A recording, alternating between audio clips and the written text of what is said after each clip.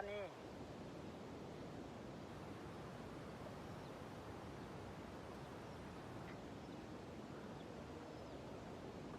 ครับ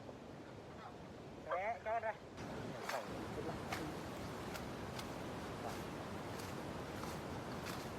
ยากเลยมันยากอ่ะทุกขั้น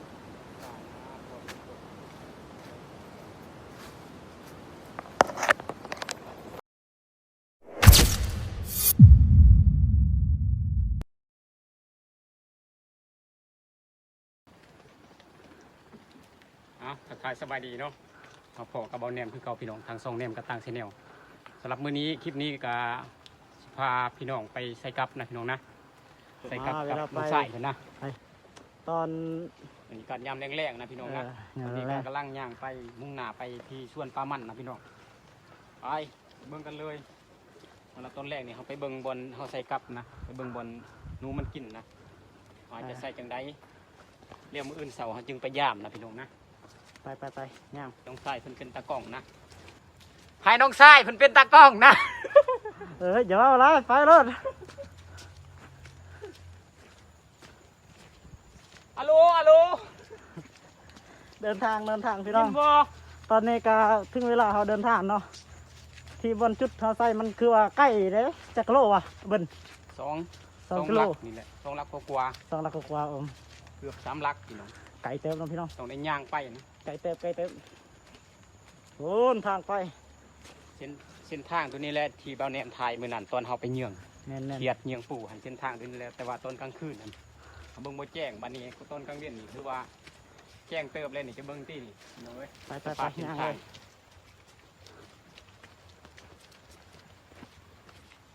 นี่ก็บอนเขาใส่เขาเนาะพี่น้อง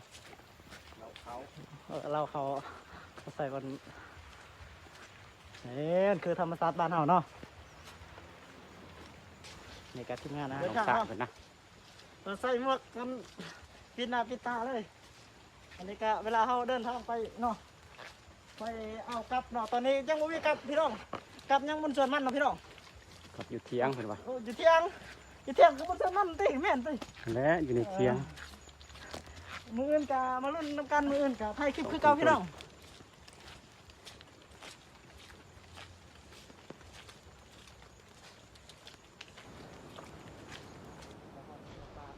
ตอนนี้เขาก็มาหดสวนลงสายแล้วนะมองบนเมียนกลับนะไปเอากลับอยู่เทียงเพื่อนนะ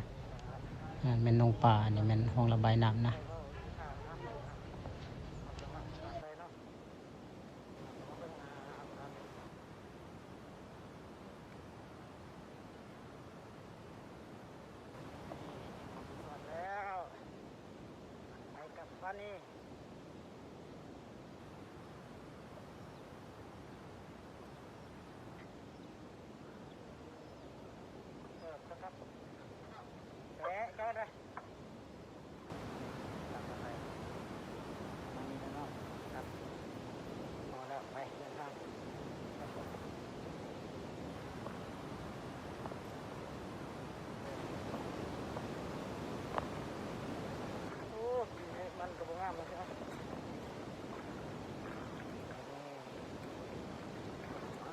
ตามไปเนาะ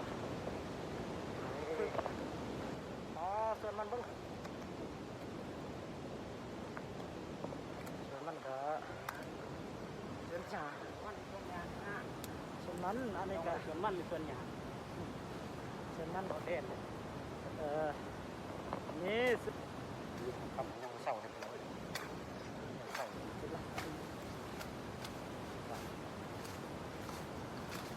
ยากเลยมันยากอ่ะทุกขั้น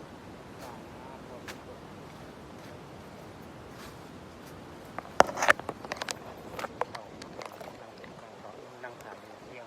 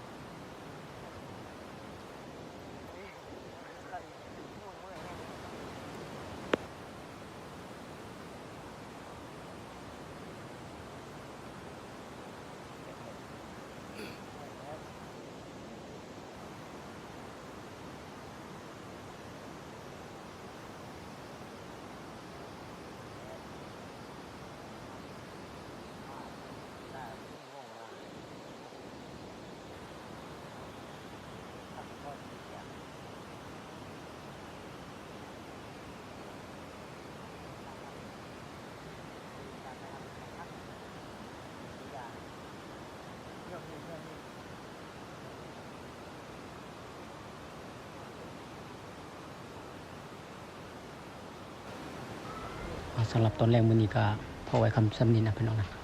อื่นเช้าจึงพอกันใหม่นะพี่น้องนะสำหรับตอนแรกมื้อนี้ก็พอไว้ซ้ำนี้เจอกันมื้ออื่นพี่น้อง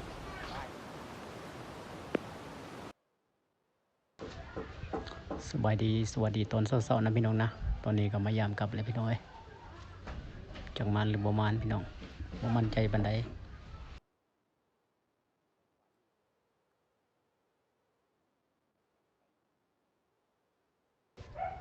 ตอนนี้เรากำลังเข้าไปจุดนั้นเลยนะจุดเขาใส่กับน้องสายมันไปก่อนแล้วผลปรากฏว่าบ่ได้หยังพี่น้องเอ้ยมื้อนี้บ่มานพี่น้องตอนนี้กำลังเมื่อเลยพี่น้องเอ้ยอย่างนี้แหละการหากินมันมีมือมานมือบ่มานนั่นแหละใช้มานตลอดก็เป็นไปบ่ได้เนาะพี่น้องเนาะตอนนี้ก็มาชมบรรยากาศในยามเช้าๆตะเย็นสิออกเลย กำลังใจอยู่เฮ็ดกินบ่